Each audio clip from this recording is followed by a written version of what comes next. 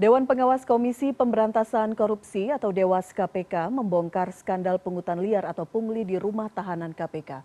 Diduga sebanyak 93 pegawai lembaga anti rasuah itu terlibat dalam skandal pungli di rutan KPK ini.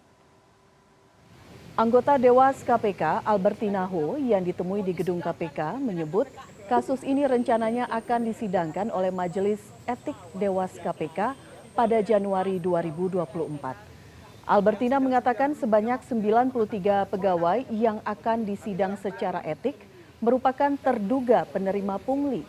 Ia tak bisa memastikan jumlah uang yang diterima oleh masing-masing dari mereka.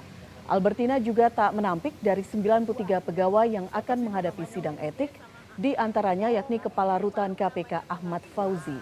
Namun Albertina tidak menjelaskan apakah Ahmad Fauzi termasuk menerima uang pungli atau tidak.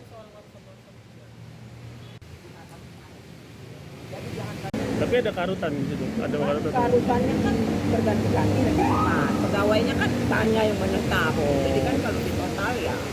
Tapi kami tidak terlalu memperhatikan masalah jumlah berapa. Itu mungkin masalah pidana ya. Kalau kami dari etik yang penting kita lihat integritasnya. Kemudian menerima sesuatu yang bukan haknya, menyalahgunakan kewenangannya dia sebagai pegawai rutan, itu pasti menjadi masalah kan untuk etiknya. Integritas lembaga anti rasuah KPK kembali diuji. Kali ini 93 orang pegawai KPK tersandung skandal pungli di rumah tahanan KPK. Nilainya fantastis mencapai 4 miliar rupiah dan terjadi sepanjang Desember 2021 hingga Maret 2022. Betulkah pengawasan di KPK lemah sehingga praktek pungli bisa merajalela? Dan sudah bergabung bersama saya malam hari ini Ketua Indonesia Memanggil 57 sekaligus mantan penyidik KPK Muhammad Praswat Nugraha. Mas Praswat, selamat malam. Selamat malam Mbak Fira. Baik, kami sebenarnya sudah berupaya untuk mengundang perwakilan dari Dewas KPK, tapi tampaknya tidak bisa hadir dalam diskusi kita pada malam hari ini. Mas Praswat, ketika masih aktif di KPK, pertanyaan saya yang pertama, apakah pernah mendengar adanya pungli seperti ini? Selama saya aktif di KPK, sebenarnya juga saya juga sebagai lawyernya pegawai nih Mbak. Jadi di dalam sistem KPK itu ada namanya Kepala Advokasi Wadah Pegawai KPK. Nah, dan kebetulan saya jadi Kepala Advokasi, jadi ketika ada pegawai yang diduga terlibat kode etik, pelanggaran kode etik, maka mereka akan melapor kepada saya dan saya akan mendampingi mereka dalam persidangan kode etik. Jadi kalau misalnya kayak hari ini ada persidangan nih, besok 93 orang itu akan disidangkan, maka itu pasti saya akan sibuk sekali itu menyusun berkas perkara, berkas pembelaan dan lain-lainnya.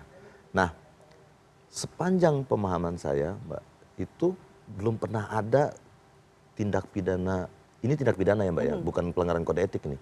Ini belum pernah ada tindak pidana pungli ya? Karena pungli, belum pernah ada tindak pidana korupsi di dalam KPK semasif ini. Jadi ini sudah satu seperti TSM itu loh Mbak, seperti terstruktur, sistematis dan masif.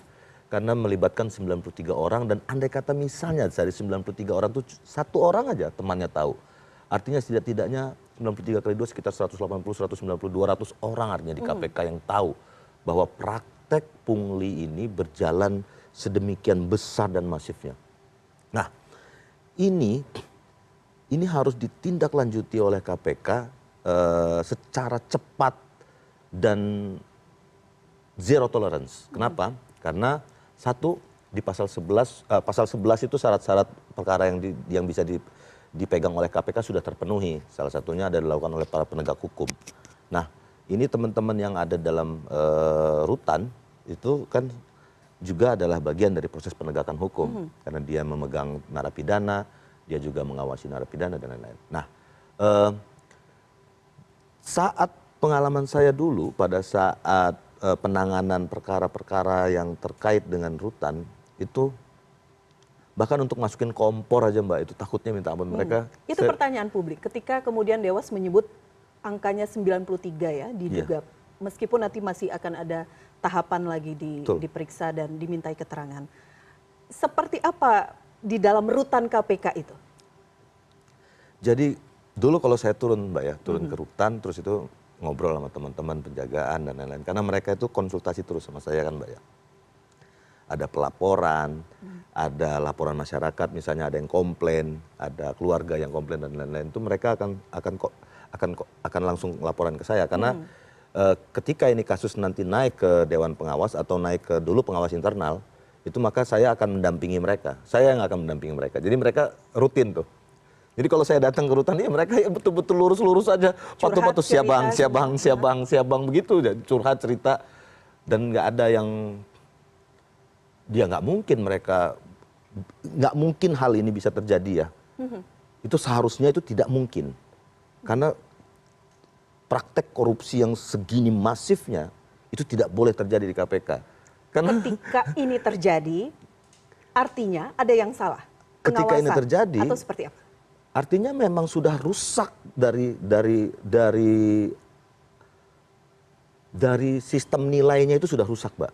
Jadi nilai zero tolerance itu prinsip yang kami pegang semuanya itu bahwa 0% korupsi di KPK itu harus 0. Nggak boleh ada 0,1, 0,2, 0,3, bolehlah 500.000 bolehlah. Oh 100.000 bolehlah. Oh rokok sebatang bolehlah, rokok sebungkus bolehlah. Atau bolehlah handphone masuk. Kompor kecil itu Mbak yang untuk ngopi itu tahu kan Mbak ya? Yang kecil untuk dicolok gas itu. Itu bolak-balik ngampun si terduga pelaku itu lapor ke saya. Dan saya juga keras sekali itu, kok bisa kompor itu masuk. Itu kompor kecil yang dicolok gas.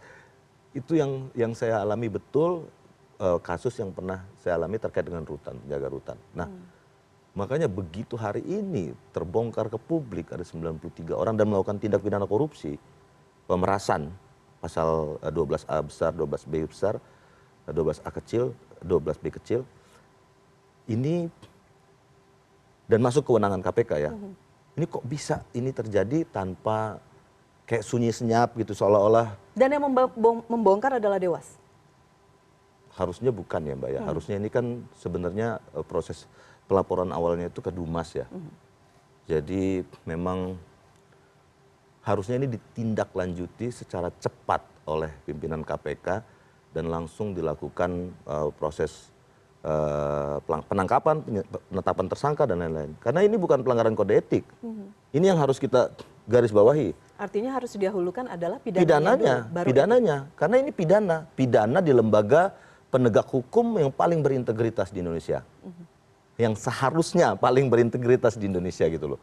Dan pidananya ini bukan, kemarin KPK kita tahu udah babak belur lah, sudah pimpinan KPK tersangka, ketua KPK tersangka, pimpinan berkali-kali melanggar kode etik. Hari ini juga ada 2 lagi ya pimpinan yang sedang dalam proses nih sidang kode etik.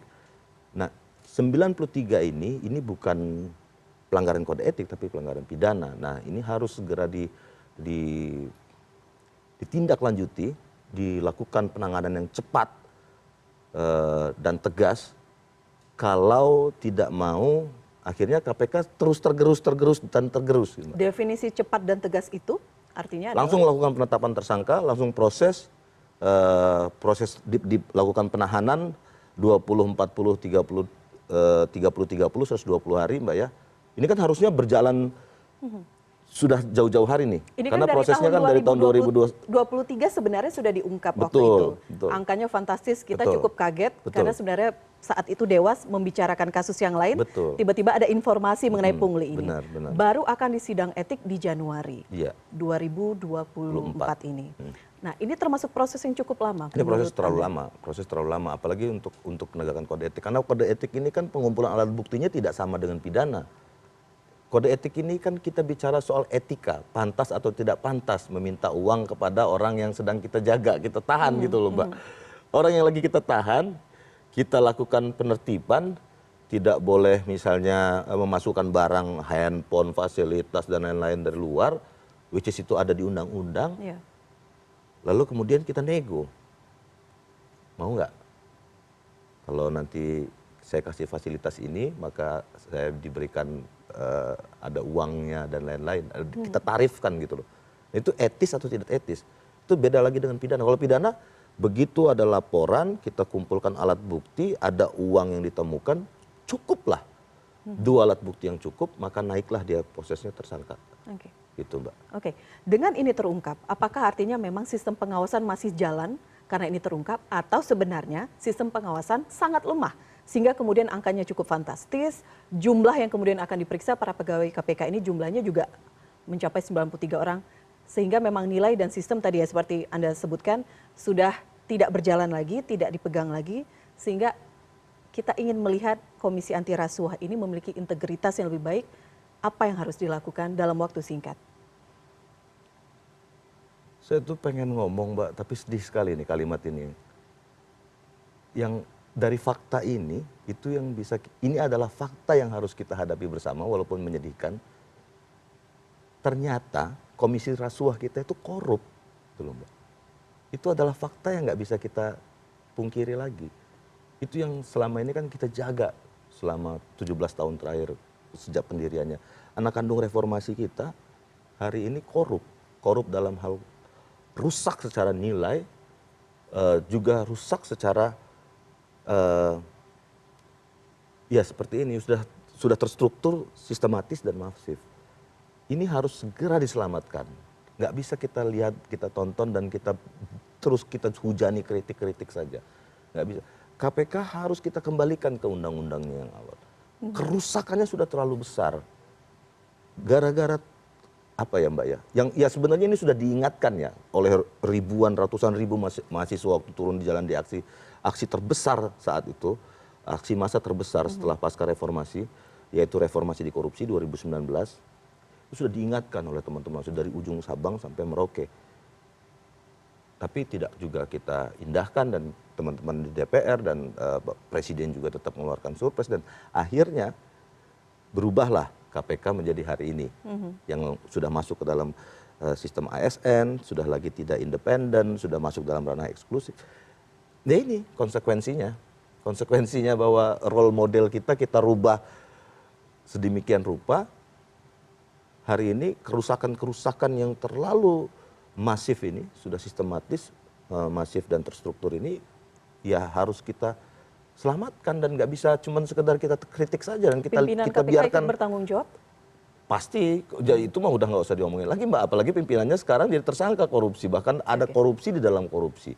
Jadi dari level kepimpinan sampai dengan level pegawai yang di grassroots, bahkan sampai penjaga rutan gitu loh. Karena di sini kan ada struktural, ada deputi, direktur, ada karo, ada segala macam nih. Ada penyidik, penyelidik, ada staf dan lain-lain semua sampai ke teman-teman di level admin, teman-teman di level penjaga rutan dan lain-lain semua. Kalau dari hulu ke hilir sudah rusak, apa yang harus kita lakukan? Kalau enggak kemudian segera kita lakukan perubahan undang-undang KPK. Itu aja. Kuncinya di perubahan undang-undang KPK. Terakhir, karena kita juga harus mengembalikan kepercayaan publik terhadap KPK ini. Kita menunggu nanti bagaimana hasil dari Dewas KPK, pemeriksaan 93 orang ini. Apakah dari sisi pidana, polisi juga harus cepat melakukan pemeriksaan, mengungkapkan kepada publik, termasuk orang-orang yang mungkin saja para tahanan yang bermain mata kong kali kong dengan para rutan ataupun pegawai di rutan KPK? Kalau hemat saya sebenarnya ini kasus harusnya lebih baik dipegang oleh KPK sendiri, Mbak. Oke. Karena saya yakin teman-teman di level lidik dan sidik ya, teman-teman penyelidik dan penyidik itu integritasnya masih terjaga dan ini kan dua sistem organisasi kami itu sangat terpisah. Jadi penyidik dan penyelidik itu nggak berhubungan dengan teman-teman di rutan. Jadi setelah kita lakukan proses penahanan, lalu kita kirim ke teman-teman di rutan, maka kita udah nggak tahu lagi, nggak ada hubungan kami komunikasi dan lain-lain sama teman-teman yang di tahanan dan nggak. Kehidupan mereka sehari-hari berjalan benar-benar ditemani oleh teman-teman penjaga rutan. Nah, saya yakin kalau untuk kasus yang 93 ini saya lebih cenderung itu ditangani oleh KPK sendiri karena pasal 11 sudah terpenuhi, karena ada unsur penegak hukum di situ yang terlibat. Dan lagi pula ini kan akan banyak banget ya saksi-saksi dan tahanan-tahanan ini. Kalau kemudian itu dipegang oleh teman-teman kepolisian itu akan dibond keluar dan lain. Secara teknis itu memang agak sulit. Tapi Kalau kita lihat KPK tidak berjalan dengan cepat dan tidak merespon ini dengan tanggap, ya mau tidak mau ya teman-teman kepolisian yang harus turun tangan. Oke, baik. Koordinasi dan kerjasama yang Betul. diperlukan. Dan lagi-lagi kita harus mengembalikan kepercayaan publik, Pasti, menjaga harus. marwah dari KPK. Ya. Terima kasih Mas Praswat Terima sudah kasih. berbincang Terima kasih, bersama Mbak kami di Prime News. Selamat malam. Terima kasih, selamat malam Mbak Fira.